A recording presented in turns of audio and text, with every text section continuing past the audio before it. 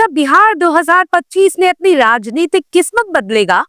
एक नया खिलाड़ी मैदान में है और दांव पहले से कहीं ज्यादा ऊंचे हैं। अक्टूबर-नवंबर 2025 में 243 सीटों पर होने वाले इस चुनाव में बिहार का भविष्य दांव पर है।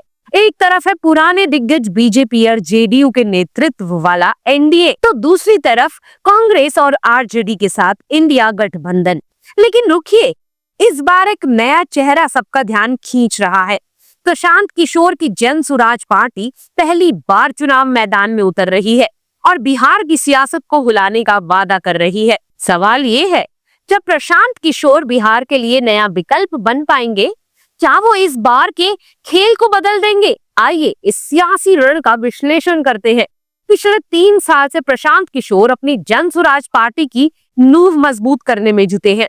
उनका मकसद साफ है, बिहार के लोगों को एक नया विकल्प देना। लेकिन क्या उनकी रणनीति रंग लाएगी? क्या बिहार की जनता पुराने नेताओं को छोड़कर एक नए चेहरे पर भरोसा करेगी? प्रशांत किशोर का दावा है कि उनकी पार्टी सभी 243 सीटों पर चुनाव लड़ेगी। लेकिन बड़ा सवाल ये है, क्या वे पूर्ण बहुमत हासिल कर पाएंगे?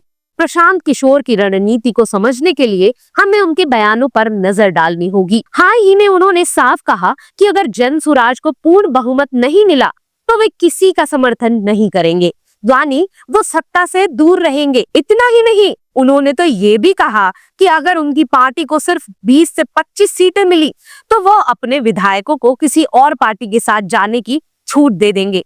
लेकिन दिलचस्प बात यह है कि कुछ समय पहले शेखपुरा में उन्होंने कुछ और ही संकेत दिए थे। तब इन्होंने कहा था कि नवंबर के बाद नीतीश कुमार को सरकार बनाने के लिए जन सुराज की शरण में आना पड़ सकता है। तो क्या प्रशांत किशोर किंग मेकर बनने की राह पर है या उनका लक्ष्य सिर्फ सत्ता हासिल करना है? ये सवाल हर किसी के मन में है। अब बात करते हैं उनकी रणनीति की। प्रशांत किशोर, जो पहले एक मशहूर चुनावी रणनीतिकार रहे हैं, अब बिहार की सियासत में गणित और विचारधारा का मिश्रण ला रहे हैं। उनका कहना है कि बीजेपी भले ही खुद को हिंदुओं की पार्टी कहे, लेकिन देश के आधे हिंदू बीजेपी को वोट नहीं देते। इस गणित के आधार पर वे बीजेपी को हराने का दावा कर रहे हैं। लेकिन उनका रास्ता सिर्फ गणित तक सीमित नहीं है।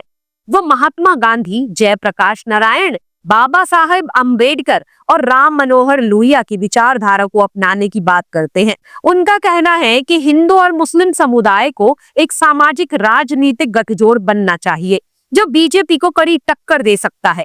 हाल ही में उन्होंने बिहार के मुस्लिम समुदाय से भी मुलाकात की, जिससे उनके इरादे और साफ हो गए। लेकिन प्रशांत किशोर का फोकस सिर्फ विचारधारा पर नहीं है, वो बिहार के ज्वलंत मुद्दों को भी उठा रहे हैं, खासकर पलायन का। बिहार में रोजगार और शिक्षा की कमी की वजह से लाखों लोग हर साल पलायन कर रहे हैं। वोटर लिस्ट से 65 लाख से ज्यादा नाम कटने की बात भी इसी पलायन से जुड़ी है।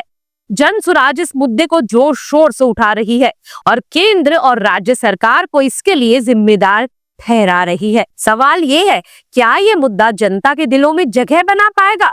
मैं मानती हूँ कि बिहार का ये चुनाव सिर्फ सत्ता की जंग नहीं, बल्कि विचारों और भविष्य की दिशा तय करने का मौका है। एनडीए और इंडिया गठबंधन अपनी अपनी ताकत के साथ मैदान में है, लेकिन प्रशांत किशोर की जन सुराज एक नई उम्मीद जगाने की कोशिश कर रही है। उनकी रणनीति और आत्मविश्वास प्रभावशाली है, लेकिन बिहार की जनता का मिजाज समझना आसान नहीं। क्या जनता पुराने गठबंधनों को चुनेगी या एक नई शुरुआत को मौका देगी? तो अब आते हैं सबसे बड़े सवाल पर, क्या जन सुराज 121 सीटें जीतकर पूर्ण बहुमत हासिल कर पाएगी? बिहार विधानसभा में कुल 243 सीटें हैं और बहुमत के लिए 121 सीटें जरूरी है। मौजूदा सरकार में एनडीए के पास 137 सीटें हैं, जबकि इंडिया गठबंधन के पास 106। पहली बार चुनाव लड़ रही जन सुराज के लिए इतनी बड़ी जीत हासिल करना आसान नहीं होगा।